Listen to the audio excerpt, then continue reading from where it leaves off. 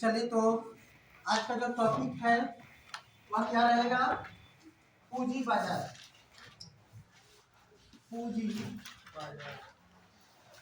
बाजार है capital market. Capital market, पूंजी बाजार। ध्यान रखिएगा, ये पूंजी बाजार जो टॉपिक है आपके एग्जाम के पॉइंट ऑफ व्यू से तो महत्वपूर्ण है ही है, और साथ ही आपके जीवन में भी ये प्रत्यक्ष अप्रत्यक्ष रूप से प्रभावित करेगा। और जो इस चीज को समझ करके कुछ काम करेगा तो कम आय में भी जीवन अच्छा चलेगा। अक्सर देखने को मिला है कि आय बहुत है, पैसे तो बहुत हैं, लेकिन समुचित व्यवस्था नहीं है, समुचित रूप से सब चीजें नहीं चल रही हैं, तो वहाँ पे लोग आगे नहीं बढ़ पा रहे हैं, संतुष्टि नहीं है ना। अगर आय कम है फिर भी संतुष्टि अगर है तो जीवन अच्छा होता है। तो चलिए हम लोग उस सब चीजों को छोड़ करके यहाँ पे देखते हैं कि पूंजी बाजार है ना। पूंजी बाजार के अंतर्गत क्या क्या चीजें शामिल है पूंजी बाजार में। तो सबसे पहले हम जाने की पूंजी है क्या। पूंजी किसे कहते हैं, कौन बताएगा? हाँ हाँ,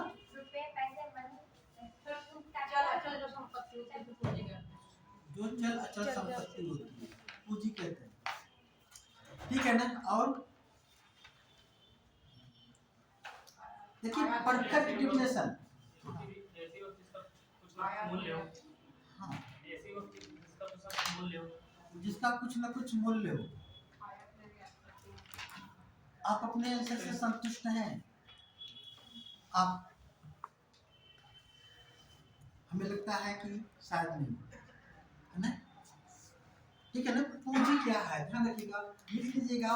पूंजी वह है जो मुद्रा के स्टॉक में वृद्धि करे। पूंजी वह है जो मुद्रा के स्टॉक में वृद्धि करे। उसको फिर देख लेंगे, ठीक है ना। पूंजी वह है जो क्या है, मुद्रा के स्टॉक में वृद्धि करे, उसे क्या कहते हैं, पूंजी। और ध्यान रखिएगा, अब मुद्रा के स्टॉक में वृद्धि करने वाला जहां पे भी कुछ लेन देन किया जाए जिससे कि मुद्रा की मात्रा में वृद्धि हो, उसे हम क्या कहेंगे, पूंजी बाजार। क्या कहेंगे, पूंजी बाजार। तो लिखिएगा पूंजी बाजार क्या है, लिखिएगा पूंजी बाजार से आशय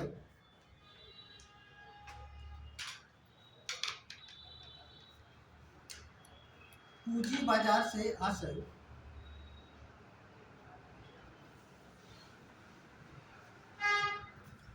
औद्योगिक क्षेत्र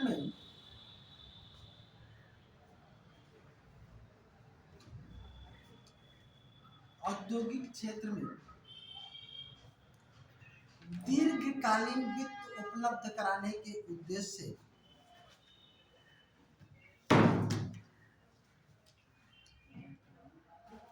दीर्घकालीन वित्त उपलब्ध कराने के उद्देश्य से जो व्यवस्थाएं प्रदान की जाती हैं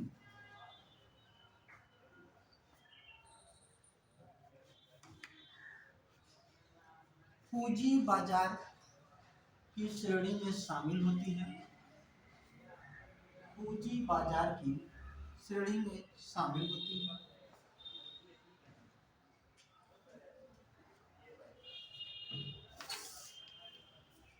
इसके अंतर्गत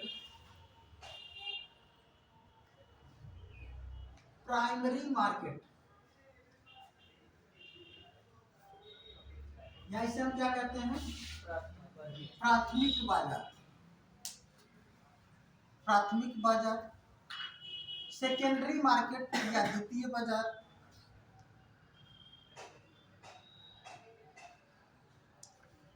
दीर्घकालीन ऋण देने वाली संस्थाएं,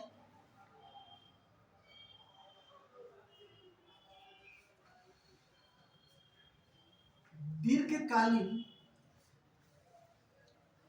बॉन्ड या डिबेंचर,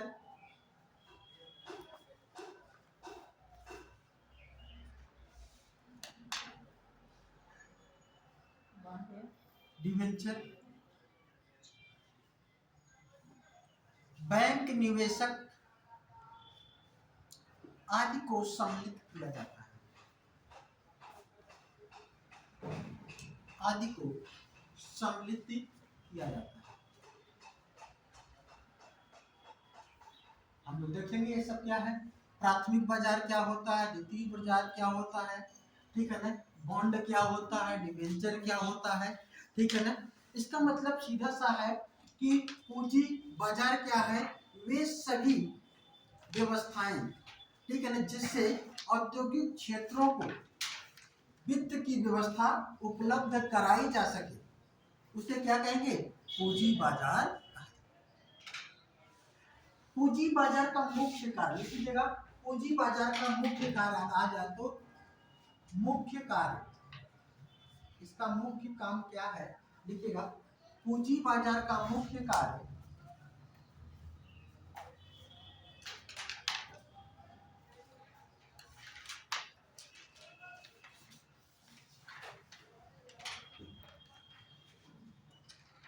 उन क्षेत्रों में जहां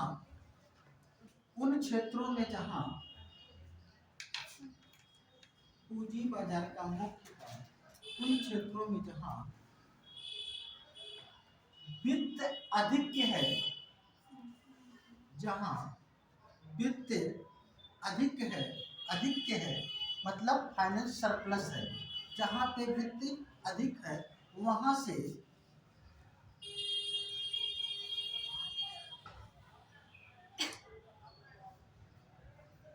बचत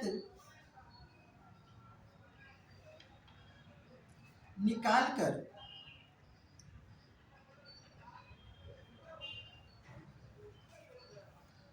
उन क्षेत्रों तक पहुंचाना,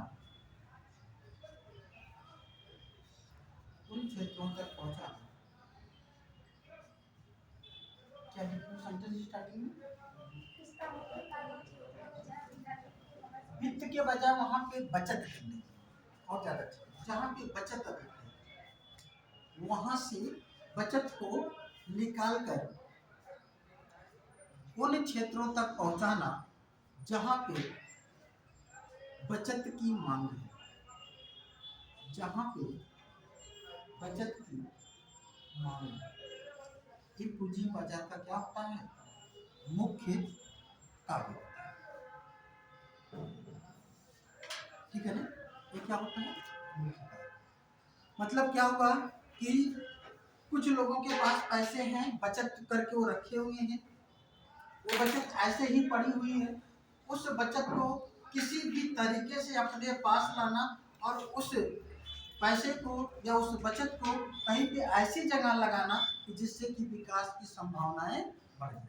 जैसे उद्योगों में पैसे कहाँ से आएंगे, ठीक है, कोई भी एक व्यक्ति है वो उद्योग लगाना चाहता है, ठीक है, उसके पास उतनी कैपिटल नहीं है, लेकिन अगर उसे ये मालूम है कि हम अपना उद्योग स्टैंड कर सकते हैं, लेकिन कहाँ से पैसा आएगा, कितना पैसा आएगा और हम इसका प्रोसेस क्या है, तो वो बहुत अच्छा कर रहे हैं। मतलब इसके थीम को समझिएगा, ठीक है ना, तो आपको यहाँ से बहुत कुछ मिलने वाला है, ठीक है ना। चलिए आगे लिखिएगा, पूंजी बाजार के प्रकार।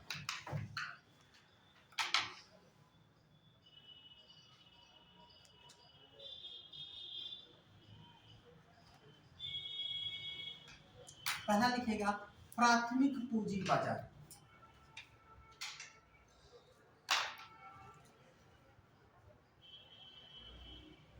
प्राथमिक पूंजी बाजार, अब यहां से आपको समझेंगे ये प्राथमिक पूंजी बाजार क्या है, जिसे हम कहते हैं प्राइमरी मार्केट, है ना। प्राइमरी मार्केट, प्राथमिक पूंजी बाजार। जितनी भी कंपनियां हैं, चाहे वो सार्वजनिक क्षेत्र की हो, चाहे वह निजी क्षेत्र की, वो सभी अपने विकास के लिए पैसे चाहती हैं। अगर उनके पास है पैसा तो वो पर्याप्त नहीं है, तो पब्लिक से वो क्या करना चाहती है, पैसा प्राप्त करना चाहती है। तो यहीं से शुरुआत होती है प्राइमरी मार्केट। ध्यान रखिएगा, प्राइमरी मार्केट में वे कंपनियां जो अभी इनिशिएटिव कर रही हैं, जो अभी स्टार्ट की हैं, थोड़ा सा उनकी पूंजी बढ़ी है, उनकी कुछ अंशधारिता है, कुछ उन्होंने ग्रोथ किया है, कुछ काम किया है, लेकिन उनके पास पैसे की कमी है, तो क्या करते हैं वे लोग अपना शेयर जारी, क्या करते हैं शेयर जारी। और ध्यान रखिएगा, दो तरीके की कंपनियां होती है, एक प्राइमरी स्टेज में कंपनियां होती हैं और दूसरा क्या होता है सेकेंडरी स्टेज में। एक वे कंपनियां होती हैं जिनके पास बहुत पूंजी होती है और वे शेयर बाजार में सूचीबद्ध होती हैं, लेकिन वे कंपनियां जो शेयर बाजार में सूचीबद्ध नहीं होती हैं, उनको अभी इनिशियली जो है उनको पैसे की जरूरत है, तो उनको इनिशियली पैसे की जो आवश्यकता है वो कहाँ से लेंगे, तो प्राइमरी मार्केट से लेंगे। कहाँ से लेंगे, प्राइमरी मार्केट से। इसके लिए इन्हें क्या करना होता है, लिख लीजिएगा, प्राथमिक पूंजी बाजार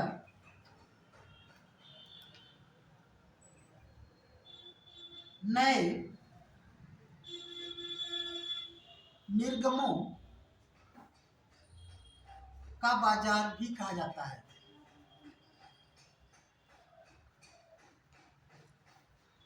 नए निर्गमों का बाजार भी कहा जाता है, जिसे जिसे एक कंपनी पहली बार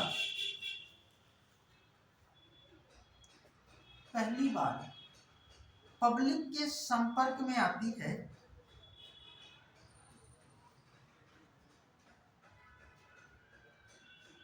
संपर्क में आती है।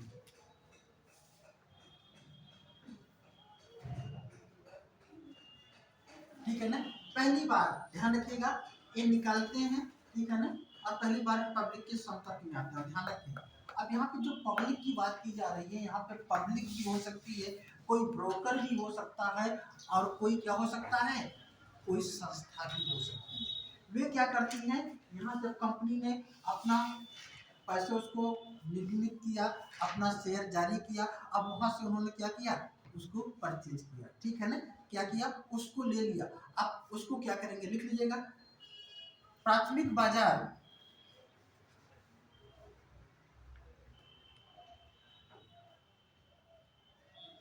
में दो भागीदार होते हैं।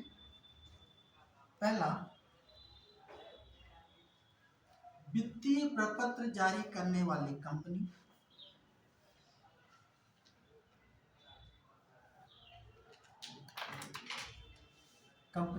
और दूसरा प्रपत्र क्रय करने वाले पब्लिक।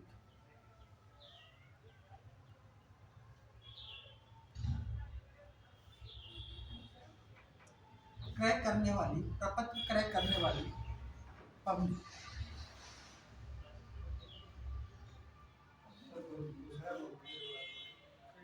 प्रपत्र क्रय करने वाली कंपनी,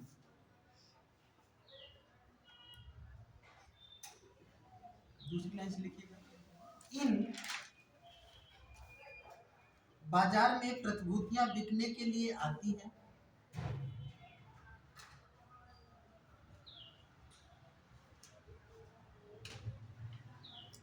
जो मूल रूप से निर्गमित की जाती है, जो मूल रूप से निर्गमित की जाती है।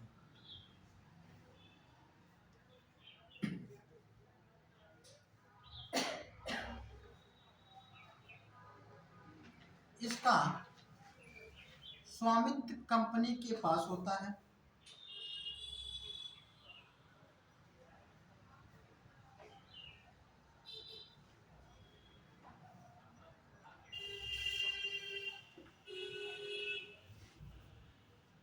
प्राथमिक पूंजी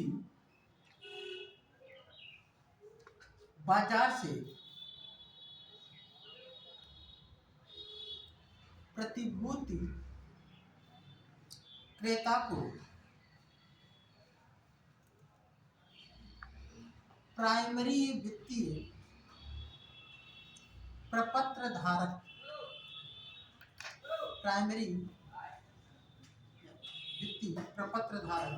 या प्राइमरी फाइनेंशियल शेयर होल्डर्स कहा जाता है,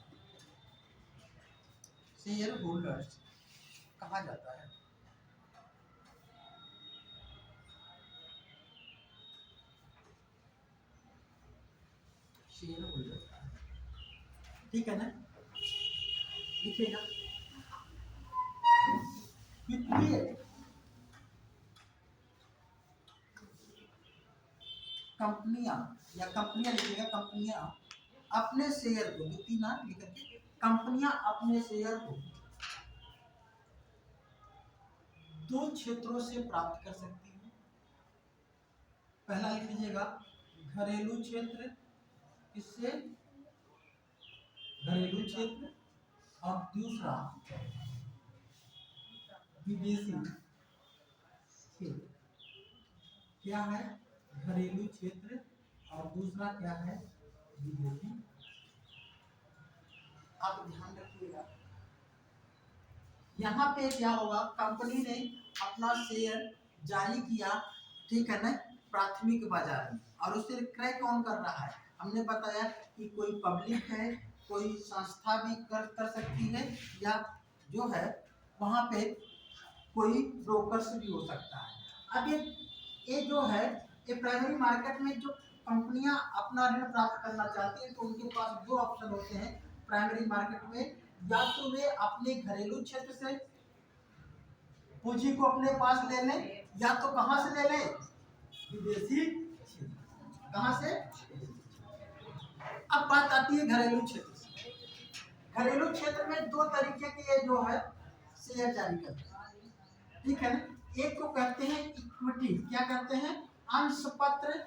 क्या कहते हैं बेटा? अंश पत्र या इक्विटी।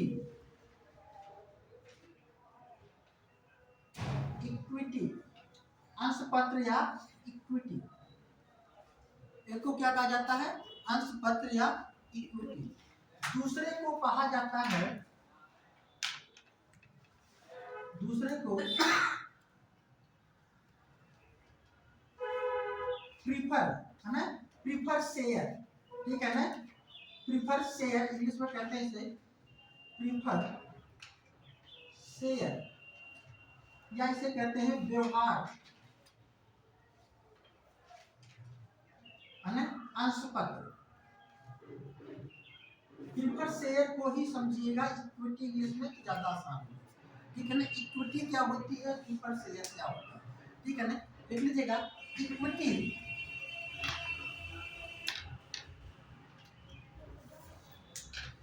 इक्विटी धारण करने वाले, इक्विटी धारण करने वाली पब्लिक उस कंपनी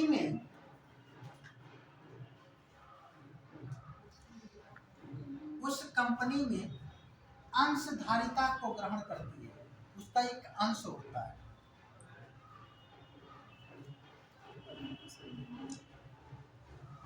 अंशधारिता को ग्रहण करती है, ठीक है ना। उसे कंपनी में वोट देने का अधिकार होता है।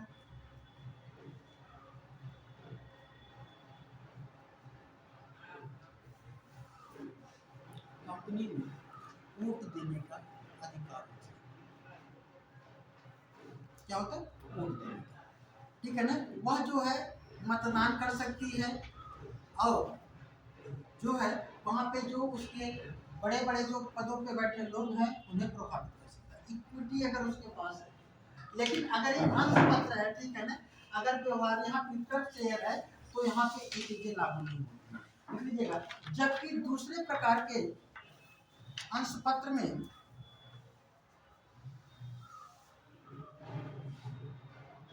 कंपनी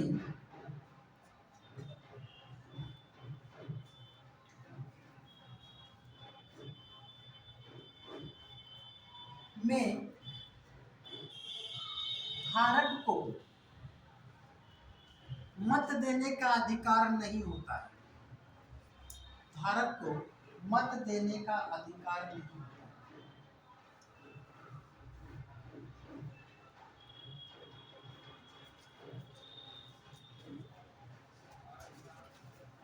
उसे कंपनी के लाभ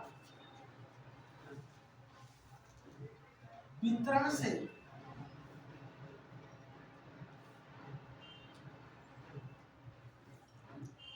ज्यादा मतलब होता है, चाहे कंपनी को लाभ हो या हानि।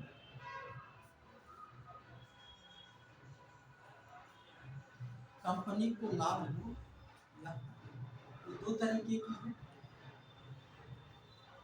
अभी जो जारी भी किया जाता है तो दो तरीके से, एक होता है आईपीओ, एक क्या होता है आईपीओ, और दूसरा क्या होता है एफपीओ। इसको समझिए, आईपीओ क्या है? जब भी कोई भी कंपनी अपना शेयर जारी करती है तो उसे पहले तो पीओ कहते हैं, क्या कहते हैं? पब्लिक ऑफर कहते हैं। क्या कहते हैं?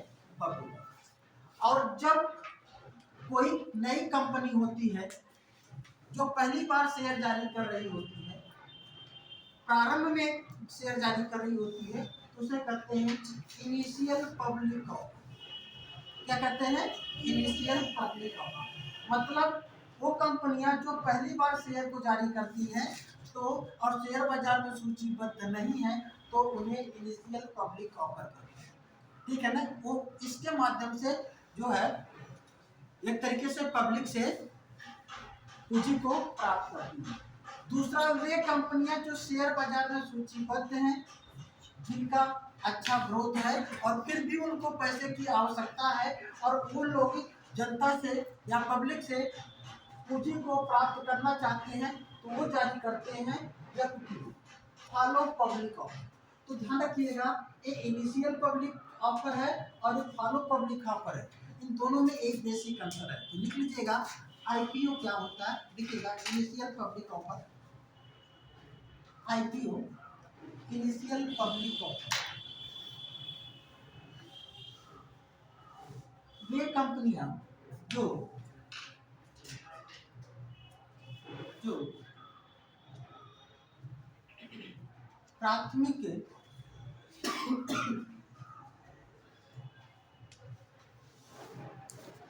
जो प्राथमिक स्तर पर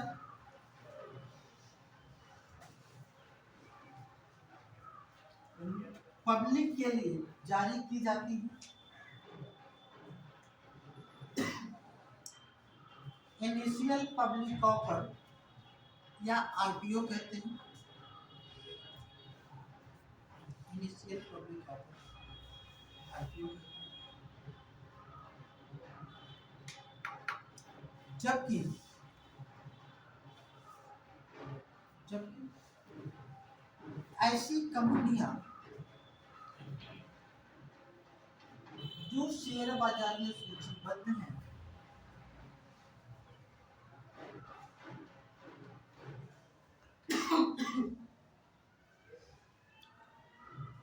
उनके द्वारा एक बार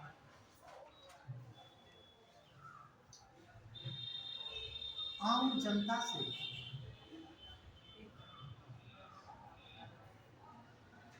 पूंजी प्राप्त किया जा चुका है।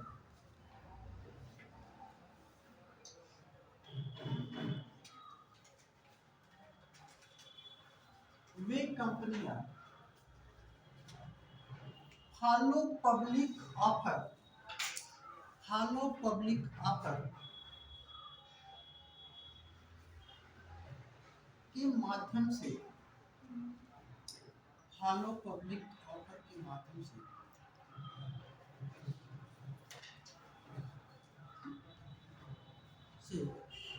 ऋण प्राप्त, वित्त प्राप्त करती है या पूंजी प्राप्त करती है, के माध्यम से पूंजी प्राप्त करती है ना? उसे एफपीओ कर लीजिएगा ना, फॉलो पब्लिक ऑफर के माध्यम से पूंजी प्राप्त करती है। अरे पूंजी ध्यान रखिएगा, मतलब अगर कंपनी है पुरानी हो गई तो इसके माध्यम से, नया है तो इसके माध्यम से, ठीक है ना? अच्छा, एक चीज और भी ध्यान रखें, कोई भी कंपनी आईपीओ जारी कर सकती है। कब जारी कर सकती है, किस कंडीशन में जारी कर सकती है, ठीक है ना? और आईपीओ जारी करने से पहले कंपनी को कुछ चीजों की जानकारी देनी होती है, जिसे कहा जाता है प्रॉस्पेक्टस। क्या कहा जाता है? प्रॉस्पेक्टस। ये प्रॉस्पेक्टस की जब हम बात करते हैं, ये प्रॉस्पेक्टस है क्या? ठीक है ना।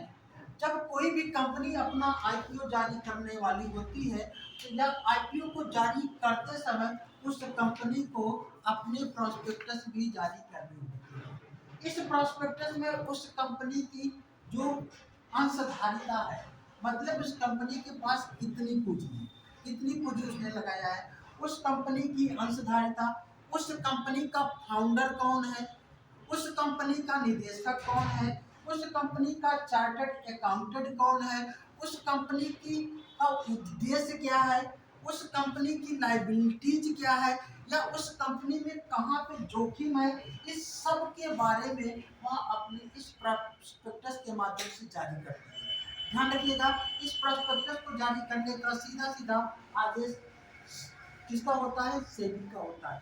सेबी ये कहती है, सेबी ध्यान रखिएगा पूंजी बाजार की शीर्ष संस्था है, इसी के माध्यम से पूरा मार्केट गवर्निंग होता है। तो सेबी ये कहती है कि जितने भी कंपनियां अपना आईपीओ जारी करना चाहती हैं, वे आईपीओ के साथ साथ प्रॉस्पेक्टस को भी जारी करें। प्रॉस्पेक्टस में क्या चीजें होती है, ध्यान रखिएगा, क्लियर हो गया ना। प्रॉस्पेक्टस, ठीक है ना, आईपीओ जारी करने के साथ ही प्रॉस्पेक्टस को उन कंपनियों को जारी करना होता है। साथ ही जब भी कोई कंपनी अपना इस प्रकार की विज्ञप्ति देती है कि हम अपना 10 दिन के बाद या 6 दिन के बाद, जो भी 20 दिन के बाद हम अपना क्या करने जा रहे हैं, अपना आईपीओ हम निकालने जा रहे हैं, जब यह विज्ञप्ति देती है पब्लिक के लिए कि हमारी कंपनी का आईपीओ आने वाला है, तो अब उस कंपनी, ध्यान रखें, तो उसे से भी उसको स्पष्ट निर्देशित करती है कि विज्ञप्ति के 6 दिन के अंदर, कितने दिन के, 6 दिन के अंदर, महीना नहीं, 6 दिन के अंदर इस कंपनी को क्या होना होगा, शेयर बाजार में सूचीबद्ध, वहां पे अपना रजिस्टर्ड कराना पड़ेगा। इस सेबी का स्पष्ट आदेश है, ठीक है ना। इसके पहले एक व्यवस्था नहीं थी, इसके पहले था 12 दिन के पहले, ठीक है ना, 12 दिन, और साथ में दो एक व्यवस्था दी कब, 2015 में, कब दी है, 2015 में, और 1 जनवरी 2016 से एक और भी व्यवस्था दी है आरबीआई ने, सेबी ने कहा है कि ऐसी कंपनियां जो शेयर अपना आईपीओ जारी करना चाहती हैं, वो आईपीओ जारी करें, लेकिन 1 जनवरी 2016 से कोई भी कंपनी आईपीओ जारी करेगी तो वह ई माध्यम से भी करेगी, मतलब ई आईपीओ भी जारी करना पड़ेगा, ठीक है ना। मतलब उसे ऑनलाइन भी करना पड़ेगा, ऑफलाइन करना चाह रही तो करे, लेकिन ऑनलाइन करना कंपलसरी, ठीक है ना। तो लिख लीजिएगा इस पॉइंट को, प्रोस्पेक्टस क्या है, ठीक है ना। प्रोस्पेक्टस लिखिएगा, प्रोस्पेक्टस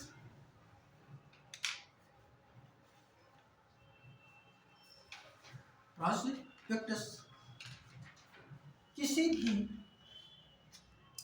आईपीओ जारी करने वाली कंपनी के लिए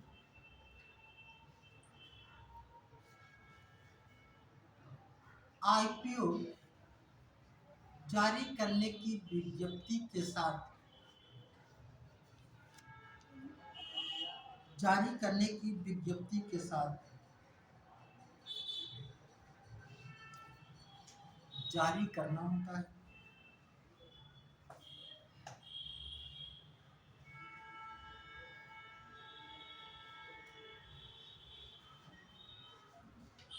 जिसके अंदर कंपनी की अंश पूंजी,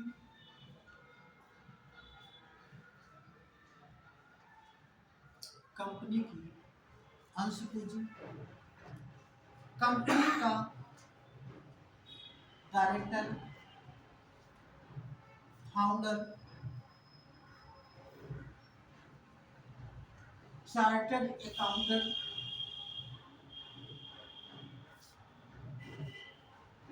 चार्टर्ड अकाउंटेंट,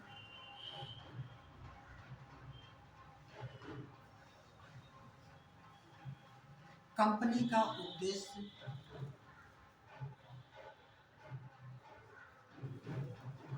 एवं कंपनी के जोखिमों को बताना होता है, कंपनी के जोखिमों को बताना होता है।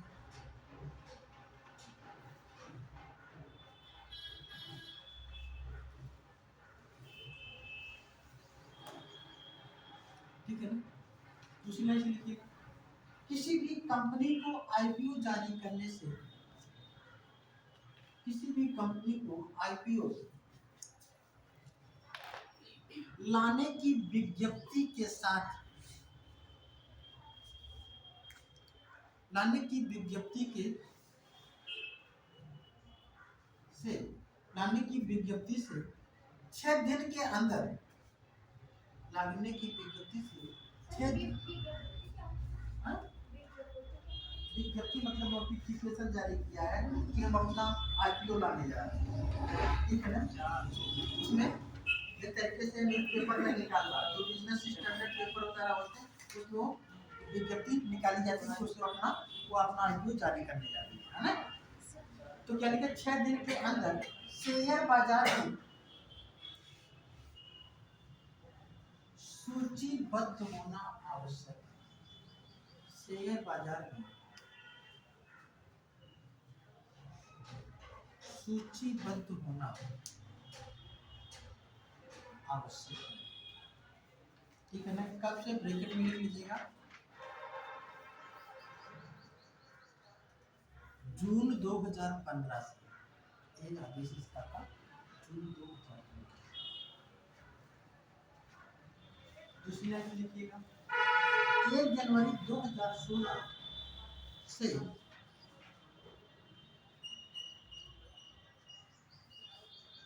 कोई भी कंपनी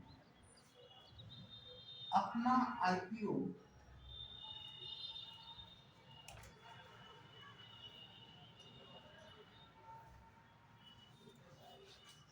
जारी करती है तो उसे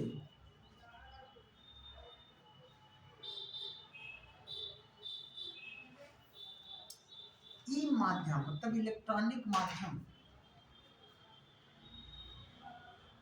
से भी जारी करना अनिवार्य है।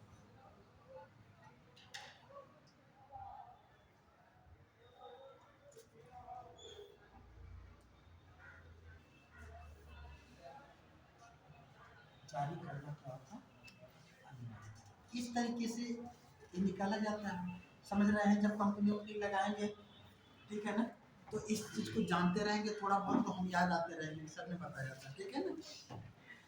चलिए, अब बात आती है कि स्टॉक एक्सचेंज क्या होते हैं, स्टॉक मार्केट क्या होता है, ठीक है ना। अब लिखिएगा, स्टॉक मार्केट, स्टॉक एक्सचेंज,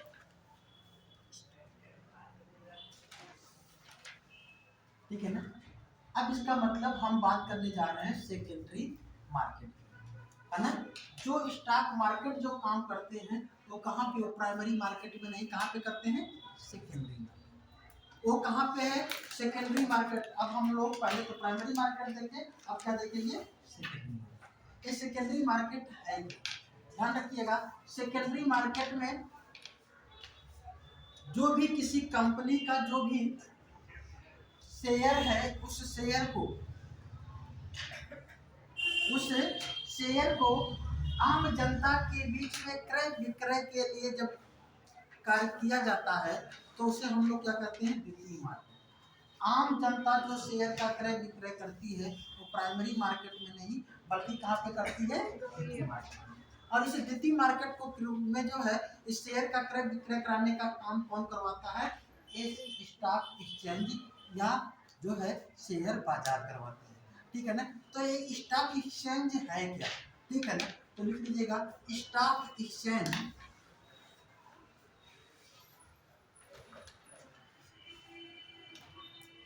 एक संगठित बाजार है, मतलब एक मार्केट है जहां पे लोग खरीदने और बेचने के लिए जाते हैं, जहां पर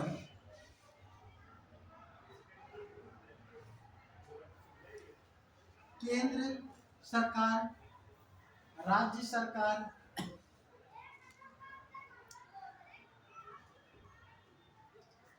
सार्वजनिक कंपनी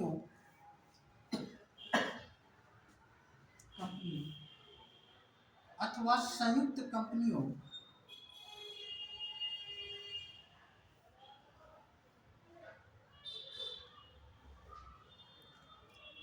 के द्वारा जारी शेयर का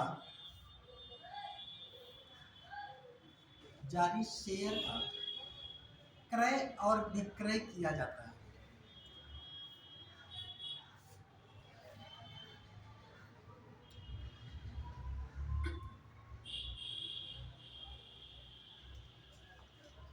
अब ध्यान रखिएगा, अब शेयर बाजार में यहाँ इसका क्रय विक्रय किया। अब यहाँ पे ध्यान रखिए आपको कौन सा शेयर कब लेना चाहिए कब नहीं, थोड़ी सी बातें यहाँ पे हम लोग बात करें, ठीक है ना।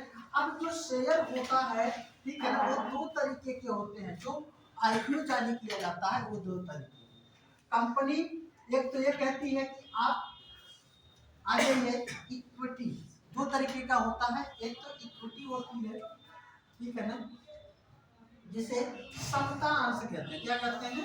समता अंश, जिसे इक्विटी कहा जाता है। क्या कहा जाता है बेटा? इक्विटी।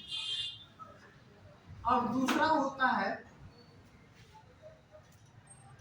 ऋण प्रपत्र। क्या कहते हैं? ऋण प्रपत्र, ठीक है ना, जिसे हम डिबेंचर के नाम से भी समझ सकते हैं। क्या कहते हैं? डिबेंचर। अब इन दोनों में अंतर क्या होता है? जब कोई समता अंश है, कोई इक्विटी है, ठीक है ना, इसका मतलब अगर आप किसी की इक्विटी लेने के लिए जा रहे हैं तो इक्विटी कभी भी समाप्त नहीं। किसी भी कंपनी की इक्विटी मतलब एक बार उसने जो अंश पत्र जारी कर दिया, जो शेयर जारी कर दिया, वह शेयर हमेशा मार्केट में बना रहेगा। बस स्वरूप ये हो सकता है कि आज इन्होंने खरीदा है तो कल इनको ये पैसे की जरूरत लग रही है तो परसों उन्होंने, ठीक है ना। मतलब ये हमेशा बने रहते हैं, इक्विटी बने रहते हैं, समता अंश बने रहते हैं, इस प्रकार के शेयर बने रहते हैं जब तक कि कंपनी बंद ना हो।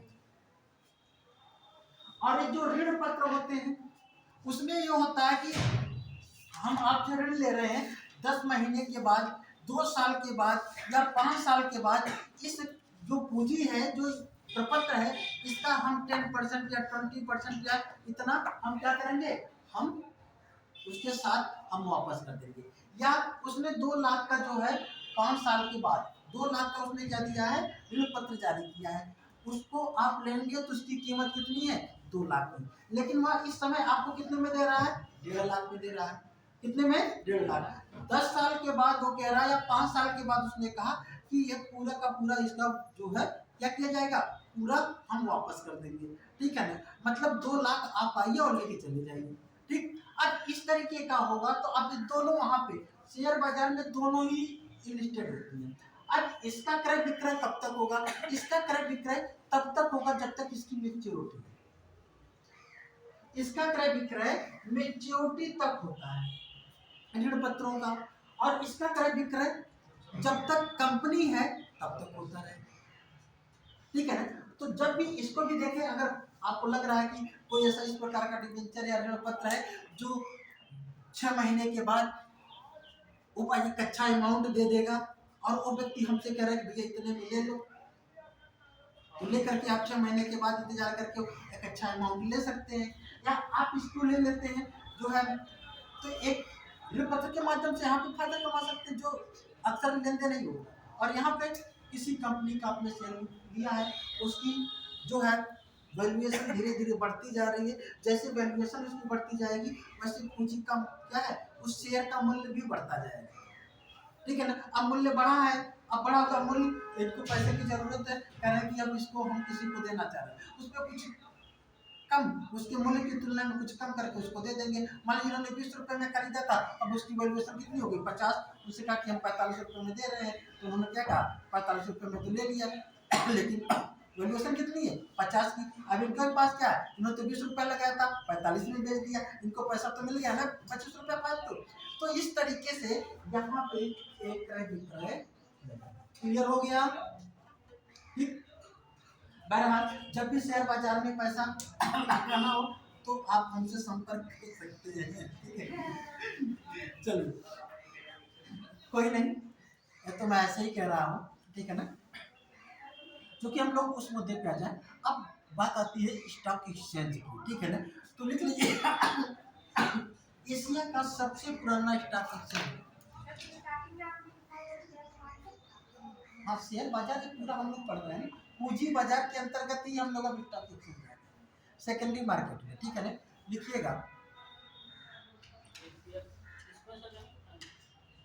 लिखना जरूरी चाहे तो कहीं लिखवा दे,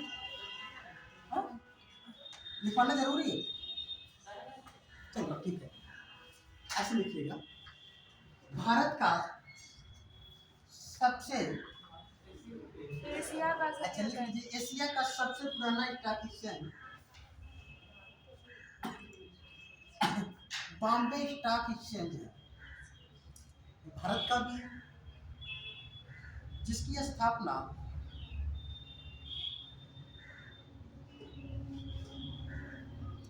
1875 में की गई।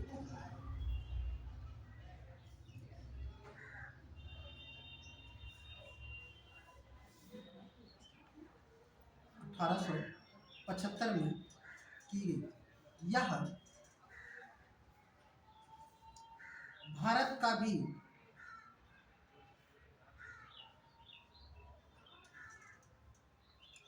सबसे पुराना स्टॉक एक्सचेंज है।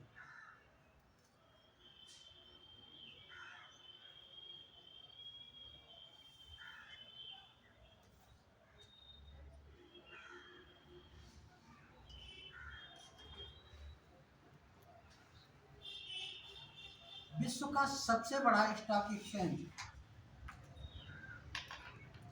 न्यूयॉर्क स्टॉक एक्सचेंज अमेरिका में स्थित है।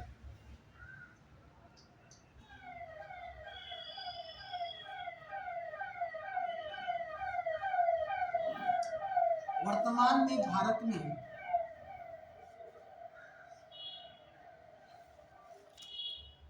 26 स्टॉक एक्सचेंज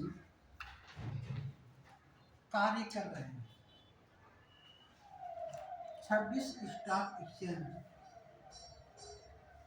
कार्य कर रहे हैं, जिसमें 7 स्टॉक एक्सचेंज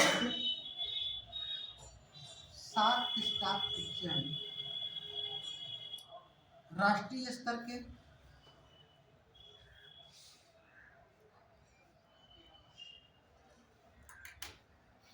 और 7 स्टॉक राष्ट्रीय स्तर के एवं 19 स्टॉक एक्सचेंज क्षेत्रीय स्तर के हैं।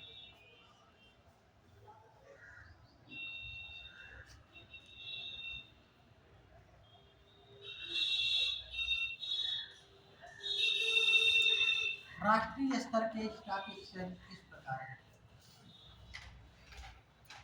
राष्ट्रीय स्तर के स्टॉक एक्सचेंज इस प्रकार है।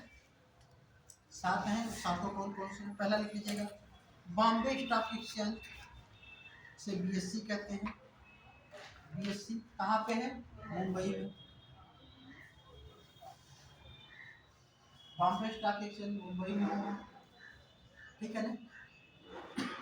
दूसरा कोलकाता स्टॉक एक्सचेंज,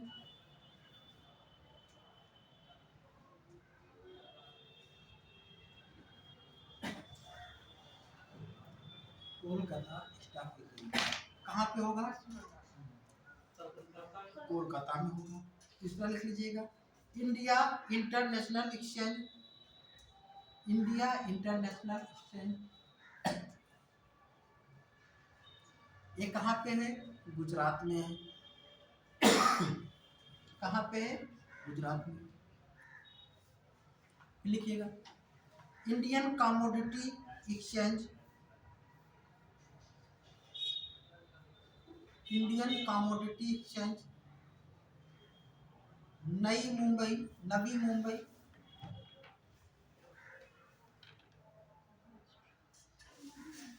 हाँ। फिर लिखिएगा, metropolitan stock exchange of India, metropolitan stock exchange of India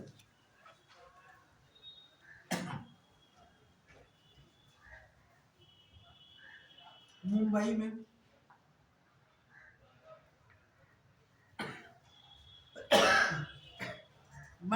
commodity multi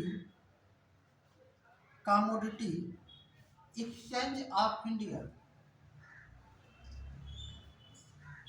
multi commodity exchange of India कहाँ पे है? मुंबई में।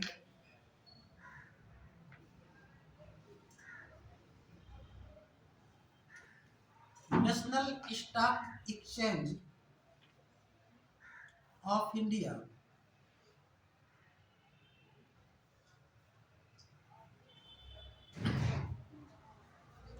National stock exchange of India कहाँ पे है? मुंबई।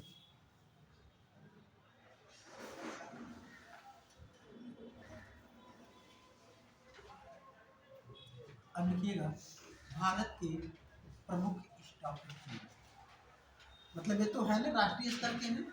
अब जो प्रमुख हैं जिनके बारे में थोड़ी सी जानकारी होनी जरूरी है।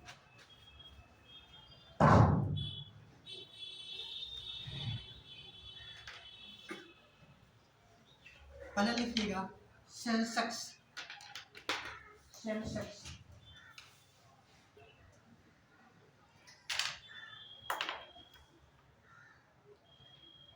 आजकल खूब सुनते हैं, सेंसेक्स बहुत ऊपर चला गया, सेंसेक्स बहुत नीचे चला गया, ठीक है ना। ये सेंसेक्स है क्या, इसको समझिएगा, ठीक है ना। सेंसेक्स अगर हम बात करें तो जितना बड़ा इसका हवा है कि सेंसेक्स सेंसेक्स सेंसेक्स, आज सेंसेक्स का मतलब ही क्या है? पूरा शेयर बाजार।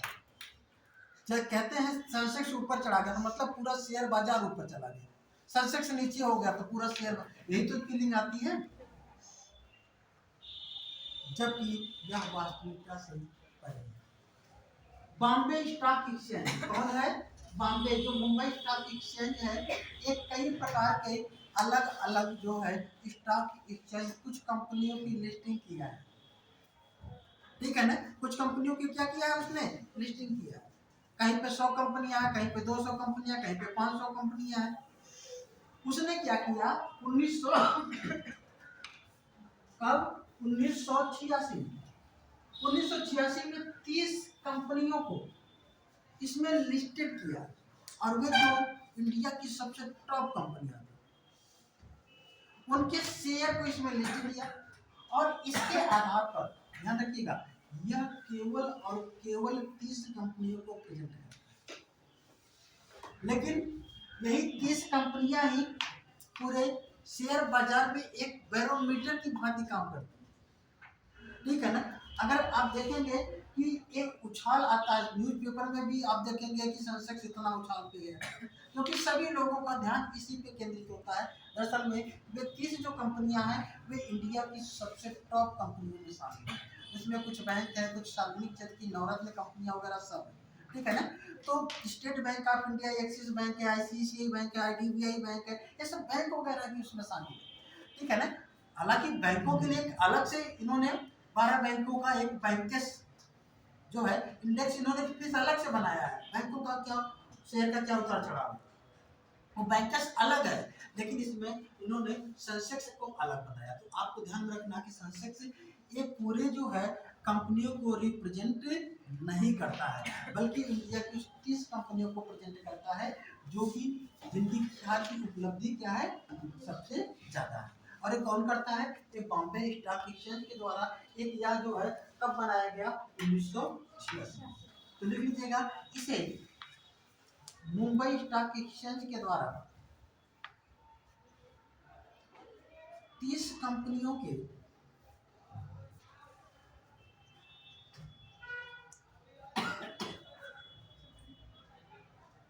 इसे बॉम्बे स्टॉक एक्सचेंज के द्वारा 1986 में 30 कंपनियों के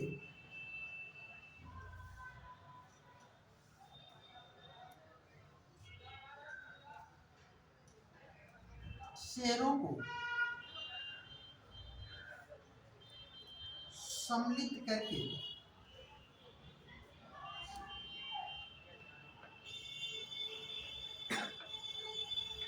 जारी किया गया।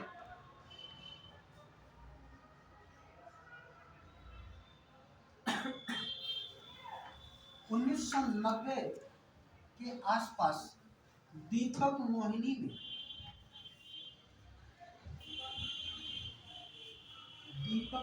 ने इसे सेंसस के नाम से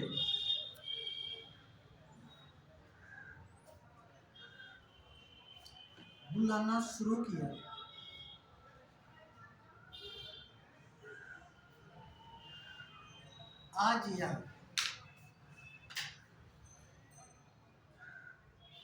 आज इसका प्रयोग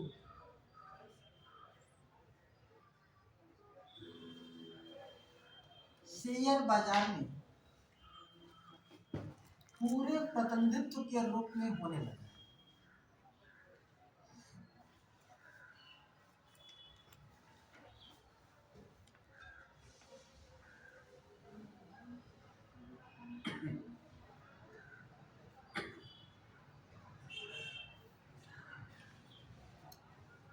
दो 2020 के कंपनियां कभी आती है जाती है। 2020 में इसके अंतर्गत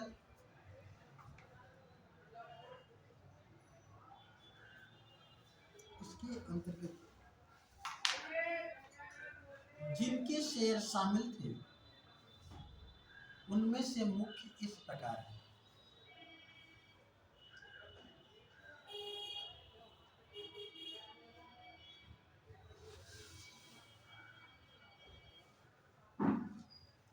जैसे टाटा कंसल्टेंसी है ना, बहुत बड़ी अपने आप में कंपनी है। टाटा कंसल्टेंसी लिख लीजिएगा। Reliance Industries, Tata Consultancy, Reliance industries,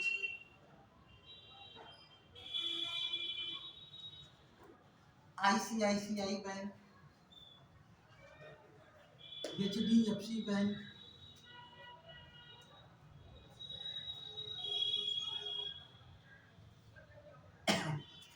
HCL,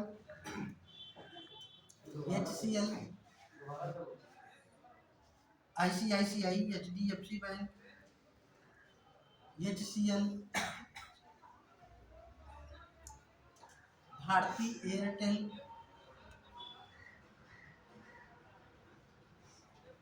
state Bank,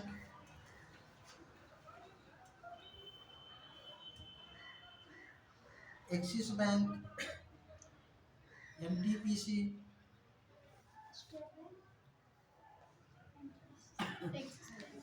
Axis Bank, NTPC, Kotak Mahindra Bank इत्यादि। मतलब मोटे तौर पे समझ लीजिए कि महत्वपूर्ण ये सब कंपनियां इसके अंतर्गत शामिल हैं। आज भी 30 है। इसमें एक चीजें होती हैं कि ये बॉम्बे स्टॉक एक्सचेंज कभी कभी ये क्या करता है कि कोई भी कंपनी इसमें जो नीचे की जिसके शेयर है, जैसे मान लीजिए किसी को 30वें नंबर पे जो कंपनी को इसमें शेयर लिया है, अगर उसकी प्रेजेंटेशन खराब हो रही है और किसी कंपनी का प्रेजेंटेशन उससे बढ़िया है तो उसको नीचे से उसको शामिल कर लेता है, उसको नीचे कर देता है। तो ये मतलब जो, लेकिन टॉप पे जो है उनमें ज्यादा फेरबदल नहीं होता। ठीक है ना, चलिए आगे लिख लीजिएगा।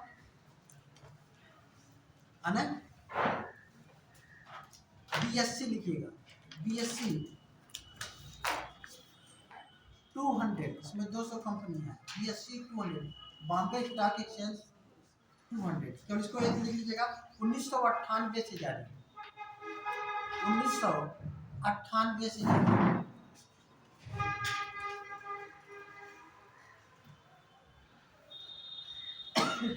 इसे डॉलेक्स भी कहा जाता है। क्या कहा जाता है? डॉलेक्स। इसे डॉलेक्स भी कहा जाता है।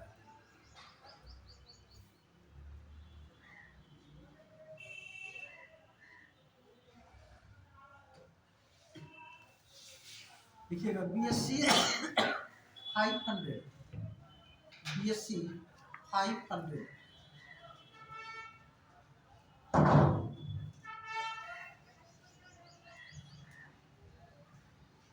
इसे 1999 में जारी किया गया। 1999 में जारी किया गया।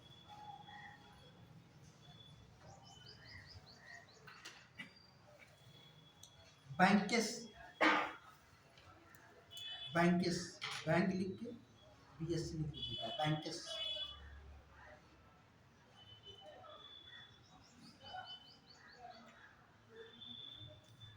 लिखिएगा इसे, लिखिएगा इसमें 12 बैंकों के शेयर को शामिल किया गया है।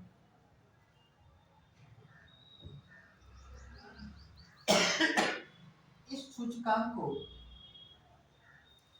2003 में जारी किया गया। इसका आधार वर्ष 2002 है। इस सूचकांक को 2003 में जारी किया गया। इसका आधार वर्ष 2002 है। अब लिखिएगा United stock exchange, United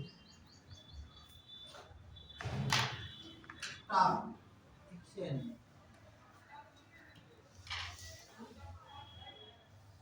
United stock exchange लिखिएगा, इसे 2010 में जारी किया गया।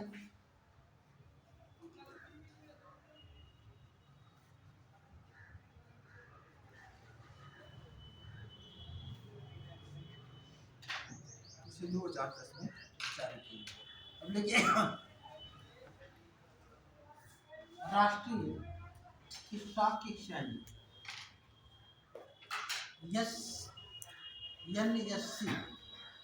NSE, इसी दो के बारे में बात ज्यादा होगी। NSE, नेशनल स्टॉक एक्सचेंज,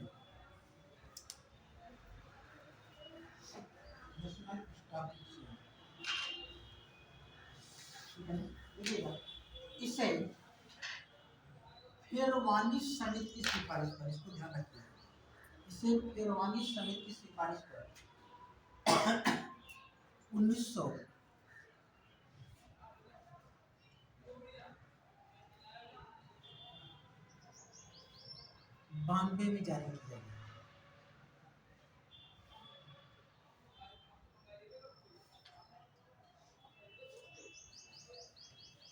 कब जारी किया गया?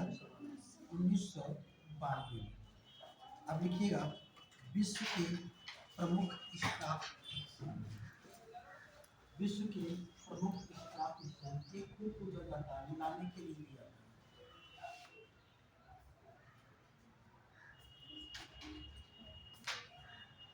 प्रमुख स्टॉक एक्सचेंज।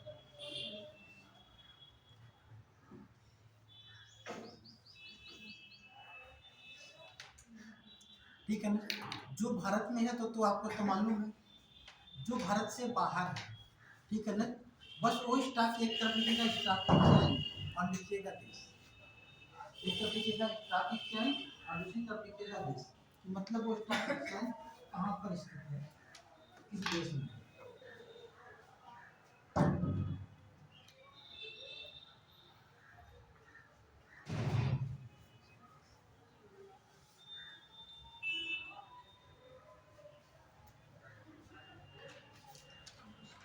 क्या है स्टॉक एक्सचेंज?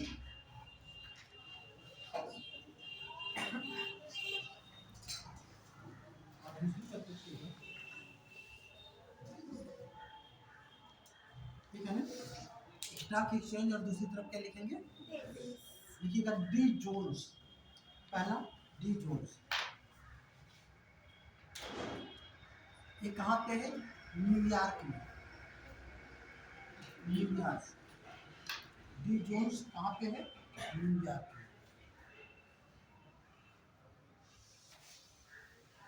निक्की, हाँ निक्की, टोक्यो जापान में।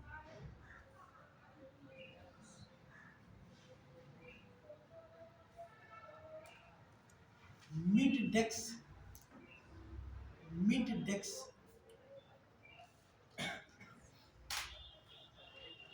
ये भी कहाँ पे है?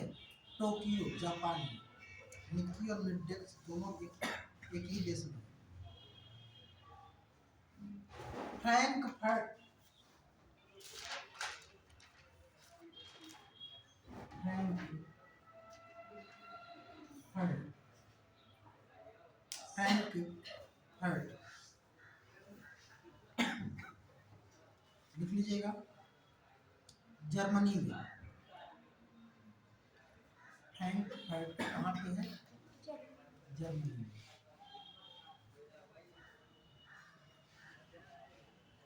हांगकांग, हांगकांग स्टॉक एक्सचेंज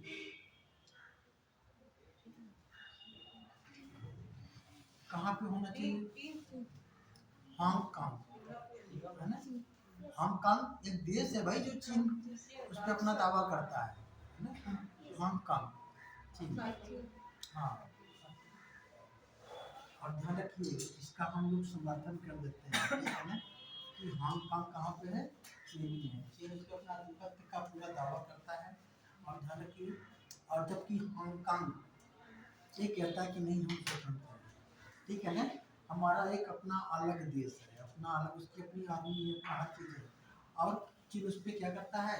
उस पर कब्जा किया होता है एक तरीके से, है ना? और हांगकांग ध्यान रखें, हमेशा अक्सर इस चीज़ को देखेंगे, जब कभी भी कोई भी विदेश का मंत्री, कोई राष्ट्रपति, प्रधानमंत्री अगर हांगकांग का दौरा कर लेता है तो उस देश से चीन के संबंध उस समय बहुत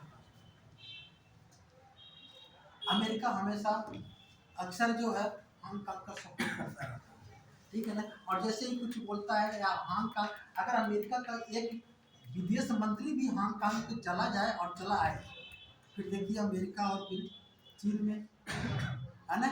भारत भी ध्यान रखिए, कई ऐसे अंतर्राष्ट्रीय स्तर पर जब कोई ऐसी मुद्दे आते हैं जहाँ पे भारत चीन का समर्थन करता हुआ नजर आता है, जैसे तिब्बत के मुद्दे। तिब्बत खुद अपने आप में एक स्वायत्त क्षेत्र था ना, ठीक है ना? अब तिब्बत पे जहाँ पे दलाई लामा जहाँ के धर्मगुरु हुआ करते थे, उस पे इसने कब्जा किया, किसने? चीन ने। और वहाँ के लोगों को अपने अधिपत्य में करने की कोशिश किया, धर्मगुरु वगैरह विरोध किए, और फिर उनके ऊपर वो जब ज़्यादा प्रेशर बनाया तो वहाँ से भागी, है ना? और फिर उधर से क्या है, लद्दाख से होते हुए आ गए इंडिया में, और इंडिया में जब आ गए तो उनको शिमला में धर्मशाला है ना, धर्मशाला में वहाँ पे उनके रहने के लिए व्यवस्था बना दी गई। यद्यपि वे भारत के नागरिक नहीं है, लेकिन इस बात से चीन चिढ़ा हुआ है, चीन चिढ़ा हुआ है कि आप, वो व्यक्ति जो हमारा विरोध कर रहा था वो इंडिया में बैठा हुआ है, वो तो ये कहता है ना कि इंडिया में बैठ करके हमारे यहाँ अशांति फैला रहे हैं, उसके दिमाग में है। अब आप सोच लेंगे तो हम उसको यहाँ से हटा ही देते ज़्यादा अच्छा है कि भाई मानवता भी तो कुछ है। आपको भी मालूम है कि वह एक स्वायत्त क्षेत्र था, वही है कि बहुत कुछ चीज़ें होती हैं कि जैसे ना बोला जाए तो ज़्यादा अच्छा है ठीक है, चलिए तो हांगकांग हो गया, ठीक है ना? हांगकांग। दूसरा लिखिएगा, है ना? सीमेक्स, सीमेक्स, हाँ, ये भी हांगकांग में।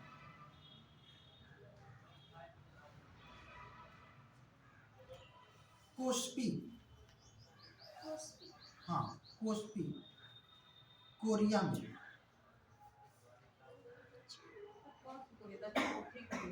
दक्षिण कोरिया, हाँ दक्षिण कोरिया। उत्तरी कोरिया में कुछ है नहीं, यानी कि जब कोई भी अच्छी बात हो, कुछ बात हो, दक्षिण कोरिया ध्यान रख लीजिए, ठीक है ना? हाँ, कोस्पी, दक्षिण कोरिया।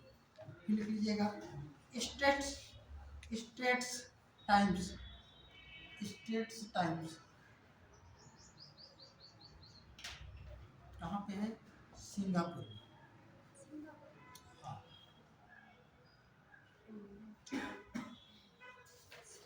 लिखिएगा सेट, SET सेट कहाँ का है? थाईलैंड का है। सेट, सेट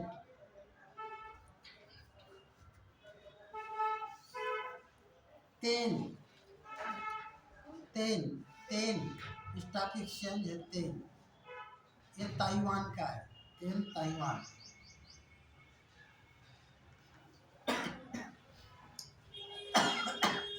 संघाई काम, तो नाम से मालूम हो गया कहाँ पे है, संघाई काम स्टॉक एक्सचेंज चीन में।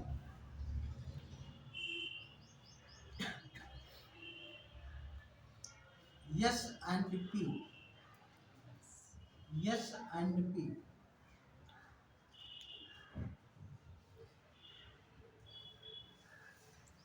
कनाडा में, यस एंड पी कहाँ पे, कनाडा में।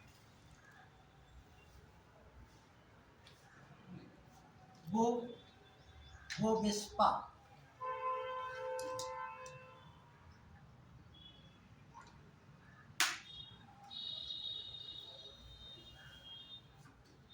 ब्राजील।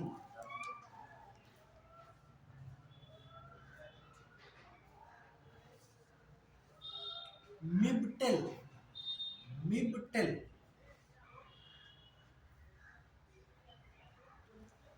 कहाँ का है, इटली का, मिबटेल इटली। हाँ। आईपीसी, आईपीसी मैक्सिको,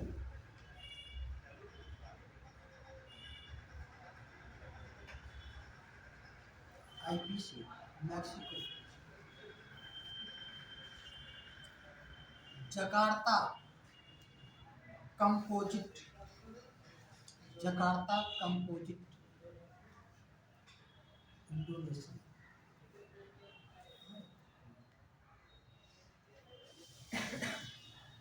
के L S E composite, K L S E composite Malaysia.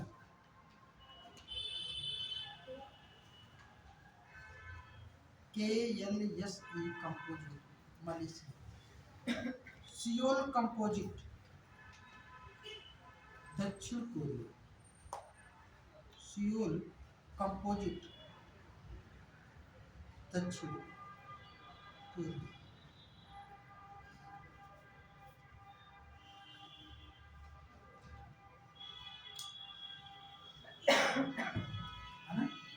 कौन सा है, दक्षिण कोरिया। अच्छा अब लिखिएगा, विश्व के प्रमुख स्टॉक, मतलब तो हो गया ना, विश्व के बड़े स्टॉक एक्सचेंजों का क्रम इस प्रकार है। मान क्रम कभी पूछ ले, सबसे बड़े, कम संभावना है लेकिन हम दिखा देते हैं तो चार। बड़े स्टॉक एक्सचेंजों का क्रम इस प्रकार है, घटते क्रम में।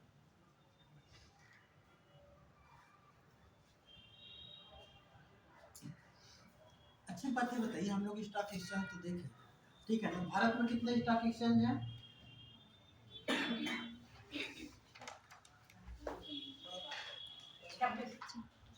26 है। 26 में राष्ट्रीय स्तर के कितने हैं, क्षेत्रीय स्तर के कितने हैं, 19 है। कितने हैं, 19। अच्छा, उस 19 में अलग अलग राज्यों में होंगे, इसका मतलब उत्तर प्रदेश में भी स्टॉक एक्सचेंज होगा, क्षेत्रीय stock exchange. Question UP PCS में पूछा जाता है, क्वेश्चन पूछा जाता है कि उत्तर प्रदेश में स्टॉक एक्सचेंज कहाँ पर स्थित है ना। क्वेश्चन है उत्तर प्रदेश में स्टॉक एक्सचेंज कहाँ पर स्थित है। और 2 स्टॉक एक्सचेंज है। चलिए मैं ऑप्शन देता हूँ, ठीक है ना। एक तो है कानपुर, दूसरा है लखनऊ, नोएडा, गाजियाबाद, मेरठ, वाराणसी, ठीक है ना, इलाहाबाद, मतलब प्रयाग। प्रयागराज, बरेली। इतने में से आपको दो ऑप्शन बताने हैं। कानपुर में एक टूटी है, नोएडा में होगा।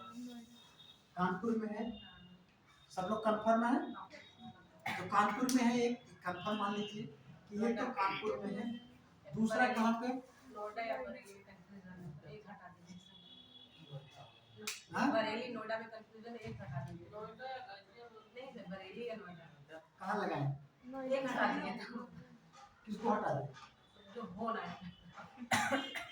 आप नोएडा कौन में। हो? हाँ? नोएडा और तो गाजियाबाद,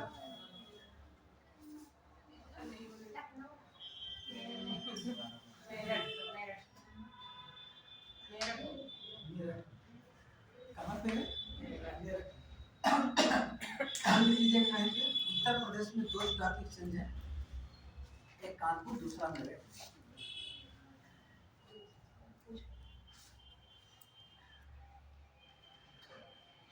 ठीक है ना? और जो मेरठ वाला भी है वो भी बंद पड़ा हुआ है। ठीक है ना? सरकार उसे बंद करने की फिराक में थी, पता नहीं बंद है कि नहीं बंद है, लेकिन ध्यान रखिएगा दो कुछ है। ठीक है ना? तो एक तो कानपुर में है ही है, लखनऊ में नहीं है, ध्यान रखिएगा स्टॉक एक्सचेंज। गाजियाबाद नोएडा में नहीं है, जो कि आपके दिमाग में पहले ये आता है कि यहाँ पे होना चाहिए या होगा। या तो कानपुर, दूसरा क्या है? मेरठ। अगर कानपुर नहीं दिया तो इनमें से कोई दिया है तो आप मेरठ पे लगा दीजिए। ठीक है ना? दोनों दिया है तो आप कानपुर मेरठ लगाएंगे। ठीक है ना? अगर इसमें मेरठ भी नहीं दिया है तो इनमें चार दिया है तो क्या लगाएंगे? हाँ। ठीक है ना? तो जो बड़े स्टॉक एक्सचेंज हैं उनके नाम लिख लीजिए राष्ट्रीय स्तर पे। New York stock exchange,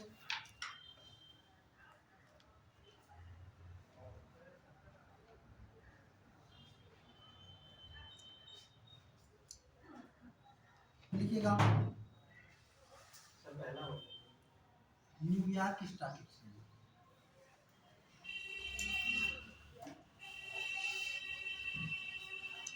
Tokyo stock exchange, Tokyo वाला बड़ा है। शंघाई स्टॉक एक्सचेंज, चीन वाला। हांगकांग स्टॉक एक्सचेंज, चीन के अधिकार क्षेत्र में। और फिर लंदन स्टॉक एक्सचेंज।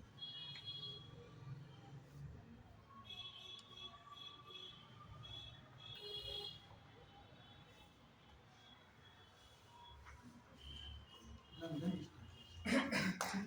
अब यहाँ पे कुछ शब्द प्रयोग में लाए जाते हैं। एक होता है, तो कम क्वेश्चन शायद पूछे जाए, तेजड़िया मंदड़िया, हमें बुल बियर। बुल क्या होता है, बियर क्या होता है? बुल बियर इंग्लिश में कहते हैं ना, बुल बियर। इसे कहते हैं तेजड़िया। क्या कहते हैं? तेजड़िया। और इसे कहते हैं मंदड़िया। ठीक है, आप क्वेश्चन सॉल्व करेंगे तो कहीं कहीं भी नहीं। ठीक है ना? तो एसएससी में चलो बहरहाल जान लो। लिख लीजिएगा तेजड़िया। जब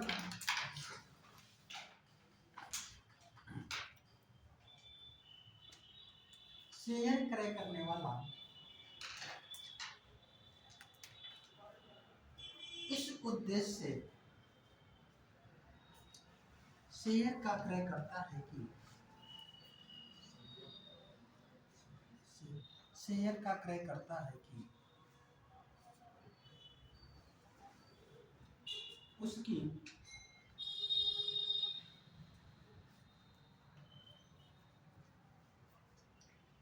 मूल्य,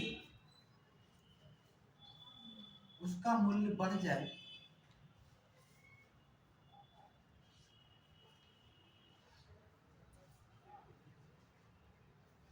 और भविष्य में उसे बेचकर पैसा कमाया जा सके।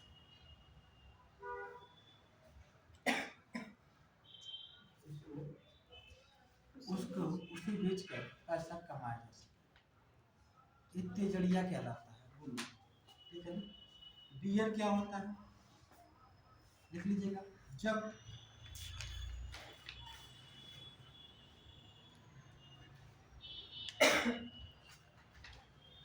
जब शेयर का क्रय करता इस उद्देश्य से शेयर क्रय करता है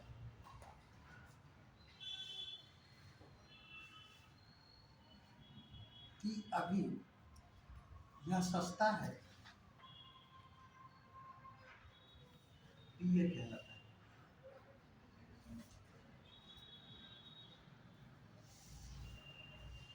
और लिख लीजिएगा शेयर बाजार का सिंबल, शेयर बाजार का सिंबल क्या है, कोई बता सकता है शेयर बाजार का सिंबल क्या है? बैल है, बैल।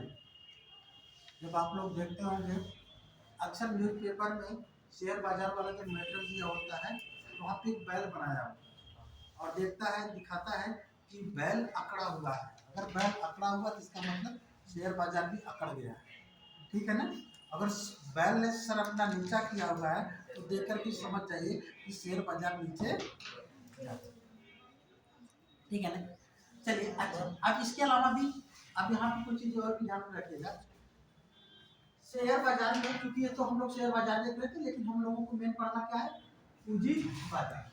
और इसके अलावा पूंजी कहाँ से इकट्ठा होती है ना। इसके अलावा पूंजी शेयर बाजार के अलावा पूंजी कहाँ से इकट्ठा होती है ना, देख लीजिएगा। शेयर बाजार के अतिरिक्त कंपनियों के द्वारा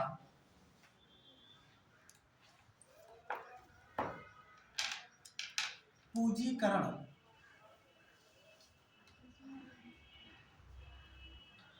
पूंजीकरण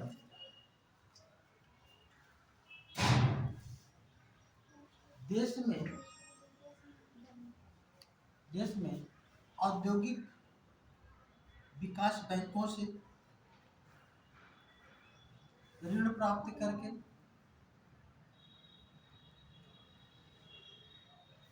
निवेश संस्थाओं से निवेश के माध्यम से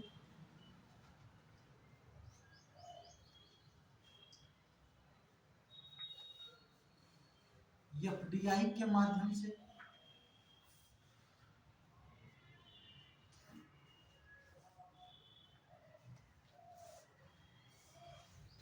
एवं पोर्टफोलियो निवेश के माध्यम से,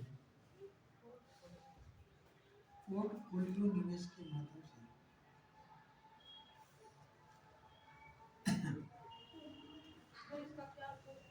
पोर्टफोलियो के माध्यम से बता रहे इन्वेस्ट करवाती है।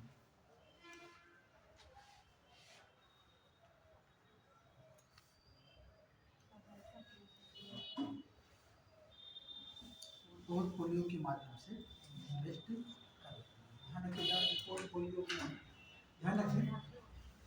आपको मालूम है इसके अलावा जितने भी विकास बैंक है, जब पूंजी उसको इकट्ठा करना है, हम पूंजी की बात कर रहे हैं ना कि शेयर बाजार की बात कर रहे हैं, ठीक है। अब मैं शेयर बाजार की संक्षिप्त जानकारी ली क्योंकि एग्जाम में कौन सा जो भी हो सकता, ठीक है। फिर इसके अलावा पूंजी कहाँ से एक कंपनी इकट्ठा करती हैं, कहाँ से लेती हैं, जो विकास बैंक है उनसे ले लेती है। अच्छा, विकास बैंकों में भी दो तरीके की, एक निवेश संस्थाएं हैं। निवेश संस्थाओं के अंतर्गत किसे शामिल किया जाता है, जैसे LIC है, GIC है, ठीक है ना, ये सभी निवेश संस्थाएं हैं, ठीक है ना। जैसे और बाकी जो क्या है सब जो है हमने लिखाया भी था, कौन कौन सी निवेश संस्थाएं हैं, कौन कौन सी विकास संस्थाएं हैं। जैसे IDBI है, UTI है, ठीक है ना, HDFC है, ये सभी क्या है, विकास संस्थाएं हैं, ठीक है। इसको ध्यान रखिएगा। पोर्टफोलियो निवेश की अगर हम बात करें तो जो शेयर बाजार में, ठीक है ना, शेयर बाजार में जो ऑनलाइन जो है शेयर का क्रय विक्रय करके, ठीक है ना, शेयर को क्रय करके निवेश किया जाता है, उस प्रकार के निवेश को क्या कहते हैं, पोर्टफोलियो निवेश। और इस पोर्टफोलियो निवेश के माध्यम क्या होते हैं, आपको हमने बताया था ADR, याद है ADR, IDR, ADI, और एक और भी ध्यान रखिएगा, और एक है इंडियन डिपॉजिटरी रिसीप्ट, इसको ध्यान रखिएगा, ठीक है ना। इसको भी हम क्या कहेंगे, ADR कहेंगे, IDR कहेंगे, क्या कहेंगे, IDR। लेकिन यह IDR और इस IDR में अंतर है, ठीक है ना। इसे कहेंगे इंटरनेशनल डिपॉजिटरी रिसीप्ट, जिसके बारे में हमने बात किया है। इंटरनेशनल डिपॉजिटरी रिसीप्ट ये क्या है, और यहाँ पे तो IDR हो गया ना, अब एक होता है GDR, ग्लोबल है ना डिपॉजिटरी रिसीप्ट, है ना, इंटरनेशनल डिपॉजिटरी रिसीप्ट, और ADR American depository receipt.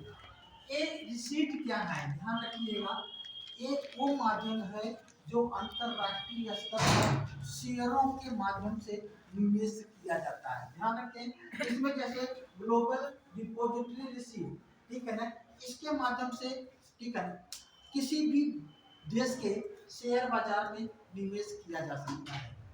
IDR, ठीक है ना, ठीक है ना, जनरली एक किसी भी देश के लिए लागू होता है, लेकिन IDR की हम बात करें, इंटरनेशनल डिपॉजिटरी रिसीप्ट की बात करें, तो इसमें जो यूरोपीय स्टॉक एक्सचेंज है, यूरोपीय देशों में IDR के माध्यम से निवेश किया जाता है। ADR क्या होता है, ADR अमेरिकन डिपॉजिटरी रिसीप्ट, यह एक ऐसा माध्यम है कि जिससे कि विश्व के किसी भी देश के स्टॉक एक्सचेंज में अगर निवेश करना है तो वहाँ पे ADR के माध्यम से कर सकते हैं हम। एक संस्था के रूप में भी किया जा सकता है और व्यक्तिगत तौर पे भी किया जा सकता है। अगर व्यक्तिगत तौर पे किसी विश्व के जो है स्टॉक एक्सचेंज में निवेश करना है, वहां से शेयर खरीदना है, तो ADR ही माध्यम होगा, GDR और IDR नहीं होगा, ठीक है ना। ऐसे ही तर्क पे ध्यान रखिएगा, सेबी ने, कौन, सेबी ने जो है 2006 में इंडिया, ठीक है ना, इंडियन डिपॉजिटरी रिसीप्ट को लॉन्च किया है। तो इसको ध्यान रखिएगा, है ना, इंडियन डिपॉजिटरी रिसीप्ट का एक सेबी ने लॉन्च किया है 2006 में। इसके माध्यम से विश्व की कोई भी, किसी भी देश का कोई भी व्यक्ति या कोई भी संस्था इंडिया के शेयर बाजार में निवेश, बात समझ में आई। अब इन डाल लीजिएगा सेबी, हम लोग सेबी के बारे में पढ़ लेंगे, खत्म हो जाएगा, ठीक है ना। सेबी, हाँ, इसे हिंदी में कहते हैं भारतीय प्रतिभूति विनिमय बोर्ड।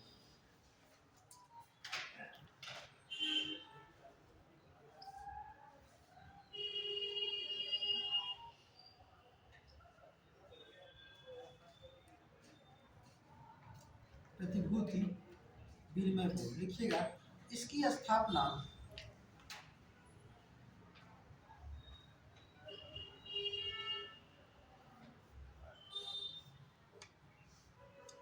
इसकी स्थापना 1988 में की गई।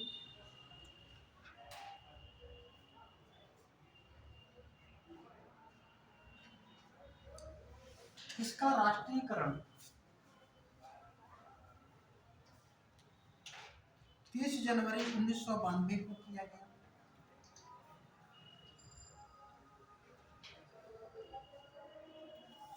30 जनवरी 1992 को किया गया। इसका मुख्यालय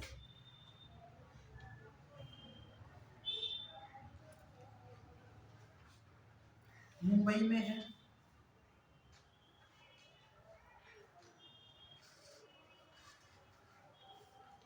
सेबी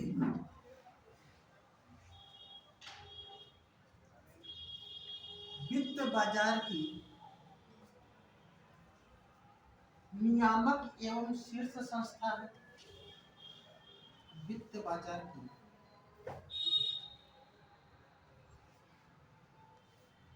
नियामक एवं शीर्ष संस्था है। नियामक एवं क्या है, शीर्ष संस्था। देखिएगा, सेबी की प्रारंभिक पूंजी 7.5 करोड़ रुपए थी।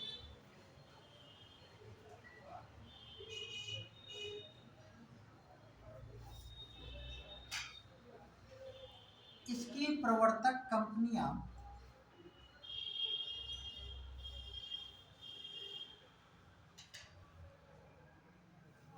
IDBI, ICICI,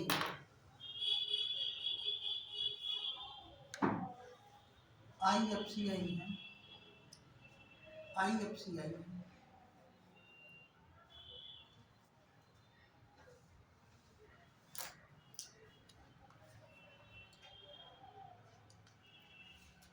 देखिए सेबी अपने कार्यों को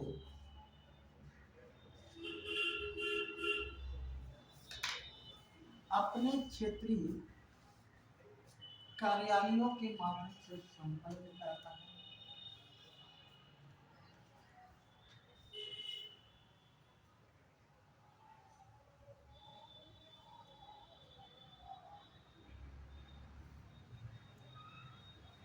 सेबी के क्षेत्रीय कार्यालय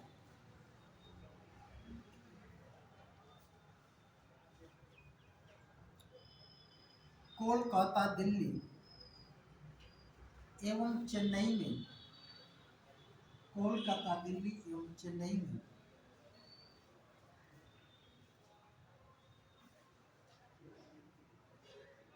स्थापित किए गए हैं।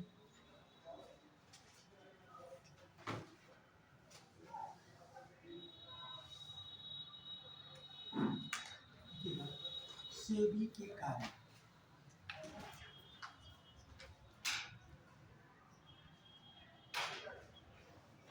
सेबी के कार्य, सेबी के कौन कौन से कार्य हैं इसको महत्वपूर्ण है, इसको नोट कर लीजिए। और जो सेबी के रिसेंट में जो थोड़ा सा सुधार वाली बातें हैं जो उसको भी हम यहाँ पे वो करवा देंगे, जहाँ से आपके एग्जाम में क्वेश्चन, ठीक है। देखिएगा सेबी के निम्नलिखित कार्य,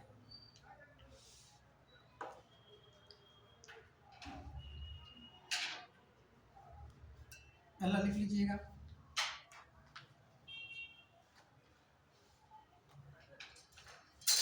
स्टॉक एक्सचेंजों तथा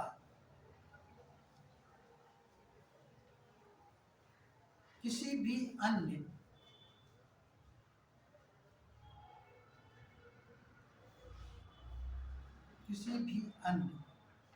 प्रतिभूति बाजार के व्यवसाय का नियमन करना,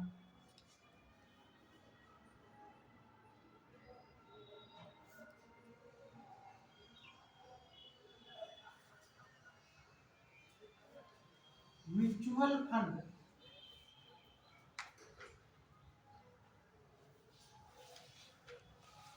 की सामूहिक निवेश योजनाओं को पंजीकृत करना तथा उसका नियमन करना। मतलब म्यूचुअल फंड के संदर्भ में भी यही काम करते हैं, ध्यान रखिए।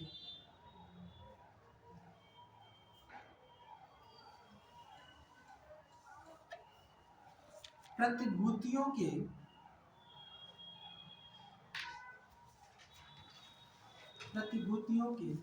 इनसाइडर ट्रेडिंग, प्रतिभूतियों के इनसाइडर ट्रेडिंग, इनसाइडर मतलब माध्यम से ना होकर के सिस्टम से अलग से काम, इनसाइडर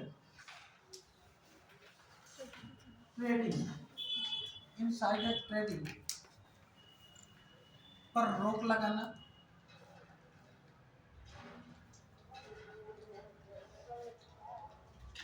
ट्रेडिंग पर रोक लगाना है। फिर लिखिएगा सेबी संशोधन अधिनियम 2002, सेबी संशोधन अधिनियम 2002 के द्वारा सेबी के कार्यों में वृद्धि की गई।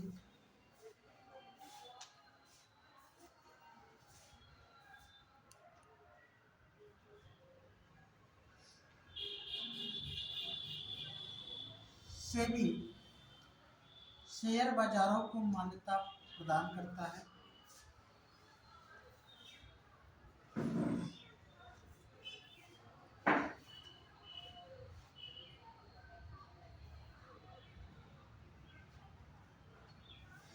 और इस अधिनियम के द्वारा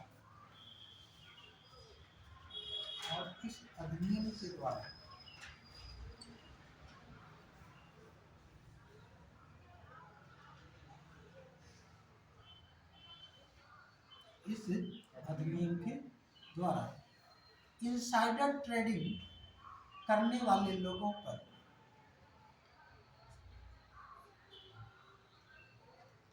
जुर्माना लगाने का अधिकार दिया है।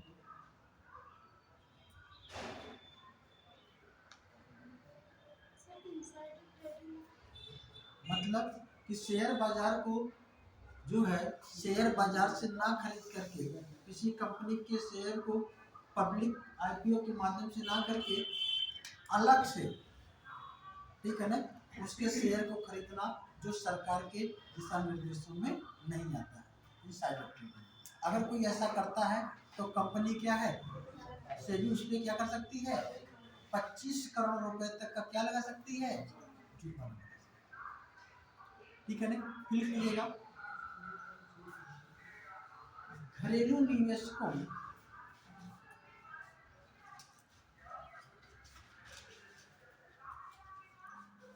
अथवा लघु निवेशकों के साथ धोखाधड़ी करने पर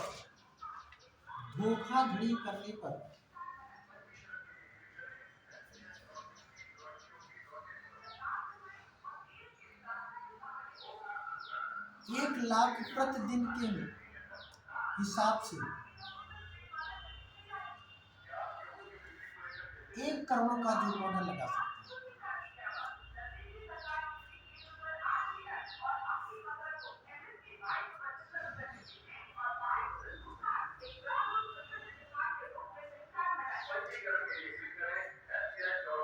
दो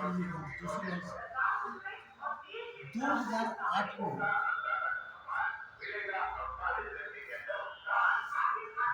सेबी ने अपने दिशा निर्देशों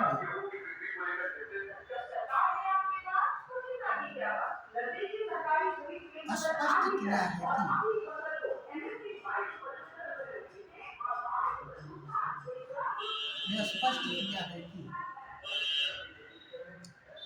ऐसी सूचीबद्ध कंपनियां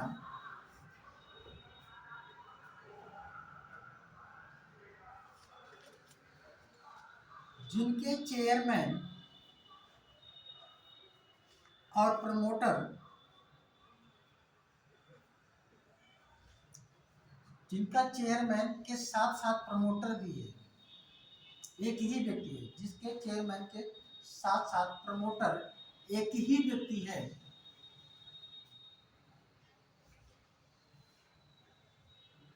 के बोर्ड में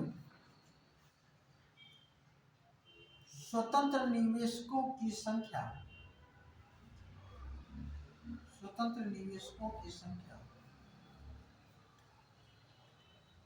कम से कम 50% होनी चाहिए।